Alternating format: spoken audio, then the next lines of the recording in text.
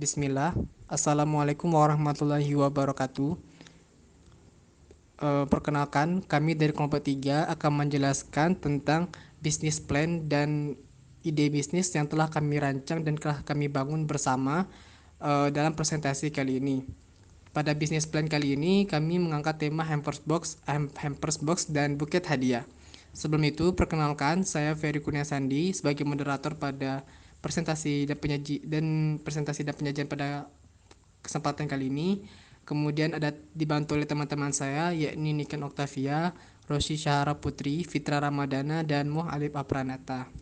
Baiklah, langsung saja dimulai penjelasan dan presentasi tentang bisnis plan, hampers box, dan buket hadiah.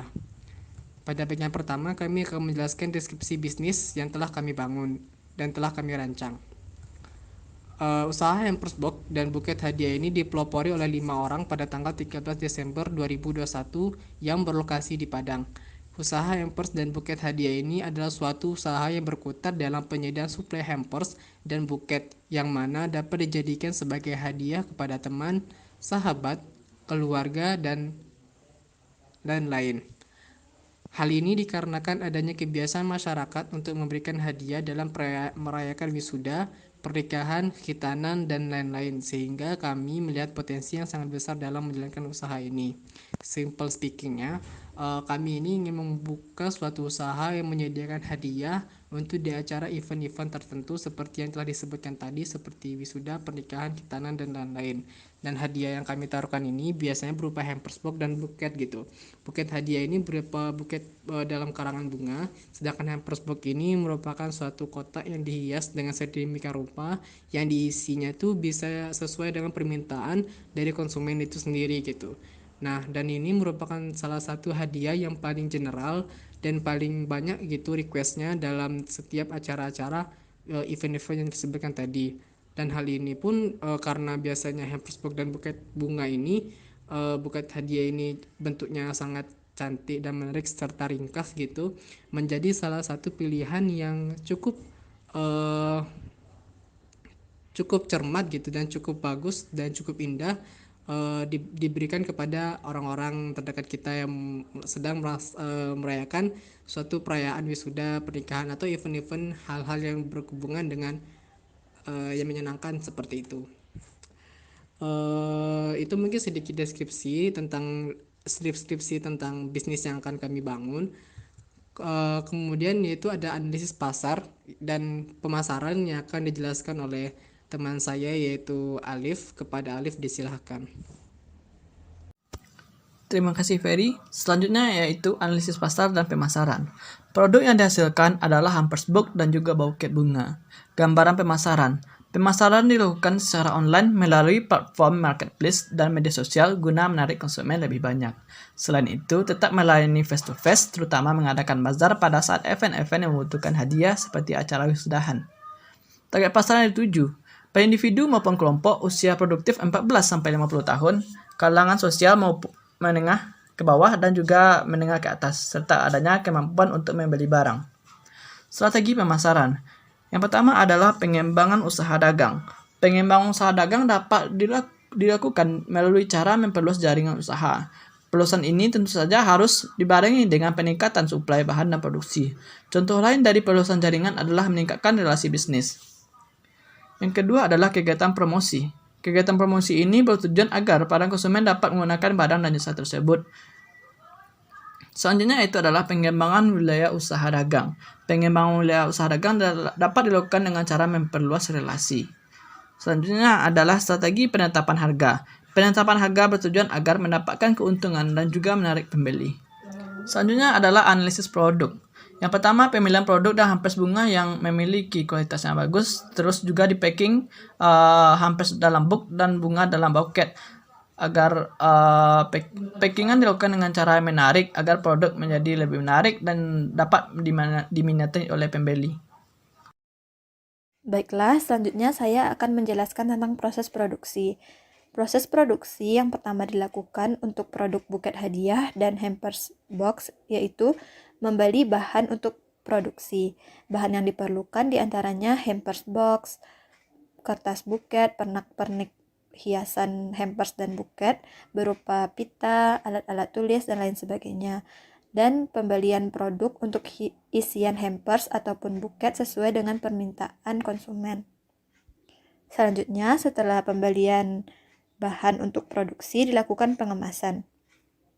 Pengemasan dilakukan dengan menghias hampers box dan buket hadiah sedemikian rupa sehingga indah dan menarik minat konsumen.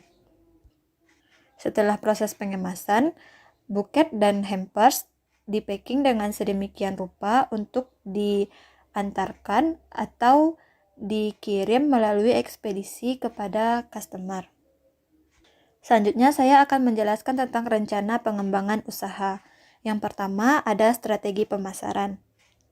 Nah, untuk strategi pemasaran, yang pertama kita lakukan yaitu mengenali konsumen, kemudian melakukan promosi. Promosi yang kami lakukan di sini berupa promosi secara online melalui media sosial berupa Instagram, TikTok, Marketplace, dan lain sebagainya.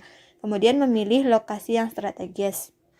Untuk penjualan secara online, kami memilih lokasi di kampus-kampus seperti di dekat auditorium kampus ataupun di dekat fakultas yang mengadakan wisuda.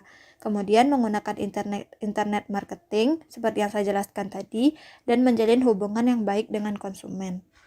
Selanjutnya, strategi produksi.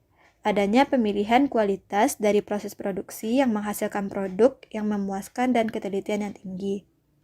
Yang ketiga, strategi organisasi dan SDM. Pendekatan strategi pengelolaan karyawan yang komprehensif untuk mengidentifikasi, mengevaluasi, mengembangkan, dan mengalokasikan SDM yang bertalenta untuk membantu kegiatan pencapaian kinerja terbaik. Dan terakhir, strategi keuangan. Dengan membuat laporan arus kas, menghindari uang yang tersimpan di karyawan, melakukan cek struk secara berkala, dan membuat pembukuan dengan rapi. Baiklah, selanjutnya saya akan menjelaskan mengenai analisis keuangan dari usaha bisnis kami. Di sini kami menjabarkan 3 tabel untuk mengetahui modal awal kami. Tabel yang pertama itu mengenai investasi awal. Investasi awal ini kami gunakan untuk membeli bahan pokok hampers, box, dan buket hadiah, seperti box hampers, kertas buket, dan hiasannya. Biaya yang dikeluarkan diperkirakan itu sebesar 1 juta rupiah. Untuk tabel yang kedua, biaya operasional per bulan. Biaya operasional per bulan ini ditujukan untuk membayar tenaga-tenaga yang akan melangsungkan usaha bisnis kami. Yang pertama itu ada tenaga administrator, dengan biaya Rp200.000, kuantiti 1 orang. Yang kedua, tenaga produksi, biayanya Rp200.000 dengan kuantitinya 1 orang. Yang ketiga itu tenaga packaging dengan biaya Rp200.000 dengan kuantiti 1 orang. Yang terakhir itu ada tenaga promosi dengan biayanya Rp200.000 dengan kuantitinya 2 orang. Jadi total biaya operasional per bulan kami yaitu 1 juta rupiah. Selanjutnya itu biaya operasional per tahun, di mana biaya operasional per tahun ini ialah biaya operasional per bulan dikali 12 bulan, yaitu 12 juta rupiah. Jadi modal awal yang kami butuhkan itu sebesar 13 juta rupiah. Untuk keuntungannya sendiri, kami menargetkan laba bersih sebesar 25% per produk yang telah dijual. Jadi pengembalian modal awal kami itu tergantung pada besarnya atau banyaknya produk yang telah terjual. Selanjutnya itu analisis dampak dan risiko usaha. Yang pertama terhadap masyarakat sekitar. Usaha buket dan hampers ini dapat mengubah kebiasaan masyarakat dalam menentukan hadiah kepada teman, sahabat, dan keluarganya, seperti pada saat perayaan wisuda, khitanan, dan perayaan lainnya. Yang kedua terhadap lingkungan. Contoh dari dampak dari usaha hampers dan buket ini terhadap lingkungan yaitu hasil dari proses produksi berupa limbah kertas dan limbah plastik. Selanjutnya, analisis risiko usaha. Contoh dari risiko usaha ini yaitu adanya penipuan, kurang kepercayaan oleh konsumen, memiliki kekurangan dan kecacatan pada produk. Selanjutnya, antisipasi risiko usaha. 1. Penerapan strategi pemasaran berkala. 2. Pemilihan produk dan bahan yang berkualitas. 3. Strategi produksi yang tepat. Selanjutnya yaitu analisis SWOT. Yang pertama, strength atau kelebihan atau kekuatan. Usaha ini memiliki kelebihan yang dapat menunjang, yaitu contohnya 1. Banyaknya permintaan. 2. Memiliki beragam pilihan produk atau dapat dikustomisasi. 3. Barang terjamin langsung ke konsumen. 4. Harga yang fleksibel. Selanjutnya, weakness atau kelemahan. Contoh dari kelemahan usaha ini yaitu sumber bahan baku yang susah dijangkau dan proses produksi yang cukup lama. Selanjutnya, opportunities atau peluang. Peluang dari usaha ini contohnya ialah sebagai berikut. 1. Permintaan akan terus bertambah. 2. Memiliki kemudahan dalam memilih produk.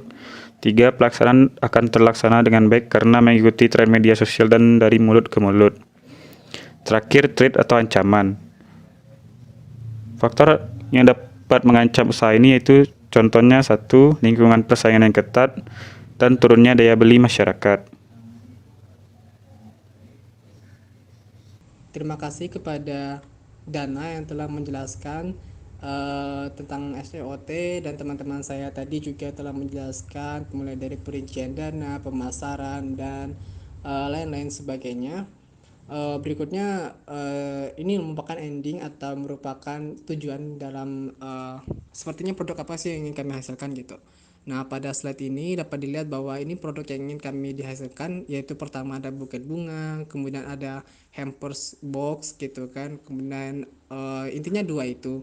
Nah, dan buket ini pun bisa juga nggak mesti bunga sih, bisa juga diganti dengan produk-produk lain sesuai dengan permintaan konsumen. Dan kami biasanya mengambil dua contoh ini karena ini yang paling sering gitu, dan seperti inilah yang akan kami buat setelah kami mendapatkan, mungkin sedikit meringkas apa yang telah disampaikan oleh teman-teman saya tadi. Pertama kan kami membuat orderan atau menerima orderan dari, maaf saya ulangi, pertama kan kami menerima orderan dari konsumen, kemudian kami menghiasnya sedemikian rupa dan mencari bahan-bahan yang sesuai dengan request dari konsumen yang inginkan tadi.